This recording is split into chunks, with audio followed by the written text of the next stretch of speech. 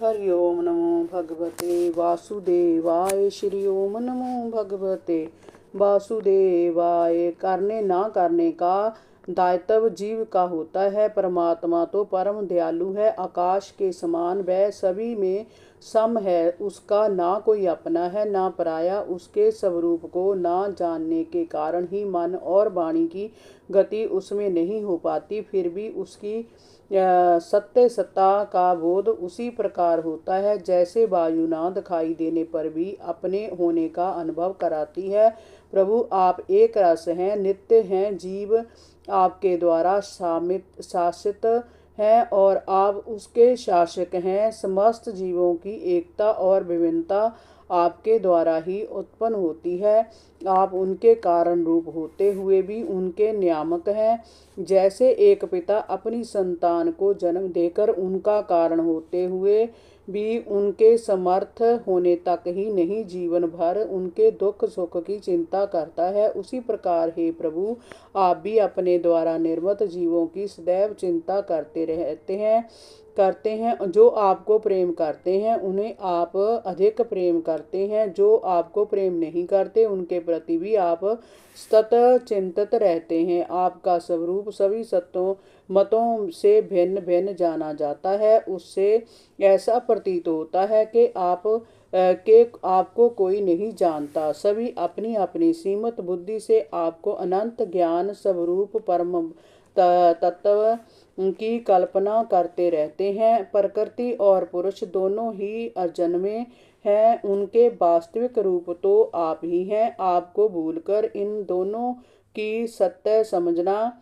बड़ी बारी भूल है। प्रकृति में पुरुष और पुरुष में प्रकृति की कल्पना कर लेने से ही जीवों के विविध नाम और गुण निश्चित कर लिए जाते हैं, परंतु अंत में जैसे नदियाँ समुद्र में समा जाती है उसी प्रकार सभी जड़ चेतन जीव आप में समा जाते हैं। प्रभु सभी जीव आपकी माया के कारण भ्रम में पड़कर भटकते रहते हैं। अपने को आपसे अलग मानकर जन्म मृत्यु के चक्कर काटते रहते हैं, परंतु बुद्धिमान लोग इसे समझकर तत्काल आपकी शरण लेते हैं, क्योंकि जन्म मृत्यु के इस चक्कर से आप ही मुक्ति दिलाते हैं। मृत्यु उन्हें ही भयभीत करती है जो आपकी शरण में नहीं आते। जो आपके शरणागत हैं, आपके भक्त हैं, उन्हें जन्म मृत्यु का भय कभी नहीं सताता। आप अखंड आनंद स्वरूप और शरणागतों के आत्मा हैं। आपके रहते फिर किसी पारिवारिक सवजन की आवश्यकता नहीं होती, किंतु जो आपको भूलकर संसार के भोगों में रमे रहते हैं उन्हें संसार की कोई वस्तु सुखी नहीं कर सकती। वह सभी भौतिक वस्तुएं जिनसे मनुष्य स्थायी सुख की कामना करता है नाशवान है। ऐसी नाशवान चीजों से स्थायी सुख भला कैसे प्राप्त हो सकता है। जो लोग ऐश्वर्य धन धान्य ज्ञान विज्ञान जाति तपस्या आदि के अहंकार से शून्य हैं, ऐसे शांत पुरुष इस धरती पर सभी को पवित्र करने वाले पुण्य तीर्थ हैं, क्योंकि उनके हृदयों में सदैव आपके चरण कमलों की स्मृति बनी रहती है। प्रभु जैसे रस्सी में भ्रम द्वारा सर्प का आभास हो जाता है, वैसे ही सत्य वस्तु में अविद्या के कारण सत्य प्रतीत होने वाला जय जगत भी मिथ्या ही है। कर्म फल को सत्य बताने वाली रीतियाँ केवल उन्हीं लोगों को भ्रम में डालती है जो कर्म में जड़ हो रहे होते हैं। उनका तात्पर्य कर्म फल की नित्यता बतलाने में नहीं, बल्कि उन कर्मों की प्रशंसा करके उनके कर्मों में लगाने में है। वास्तविक तथ्य जय है कि जय जगत ना तो उत्पत्ति से पहले था और ना जय परले के बाद होगा। इससे यही सिद्ध होता है कि जय मध्य में ही भी एक रस परमात्मा में मिथ्या है ही है।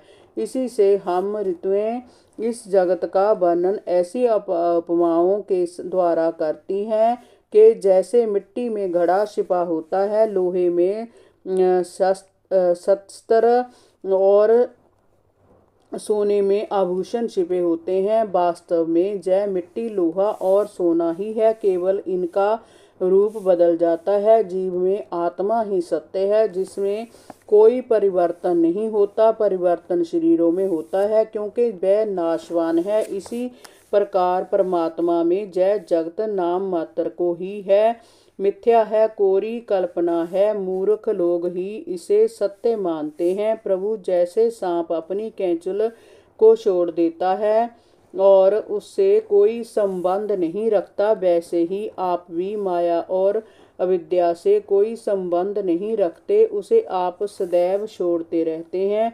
इसी कारण आपकी शक्ति, आपका ऐश्वर्य सदैव आपके साथ ही रहता है। जो साधक सदैव अपनी इंद्रियों को ही तृप्त करने में लगे रहते हैं और भोग वासनाओं से विरक्त नहीं होते, उन्हें जीवन भर और जीवन के बाद भी दुख ही दुख भोगना पड़ता है। उन्हें आपकी शक्ति और ऐश्वर्य का एक अंश भी प्राप्त नहीं होता। ऐसे साधक वास्तव में दम्भी होते हैं। ऐसे लोग सदैव नरक का ही दारुण दुख भोगते हैं। किंतु आपके वास्तविक स्वरूप को जानने वाला व्यक्ति पाप पुण्य कर्मों के फल को, दुख सुख को ना तो जानता है ना भोगता है। वह भोक्तापन के भाव से ऊपर उठ जाता है। शास्त्र सम्मत विधि विधान भी उससे अलग हट जाते हैं।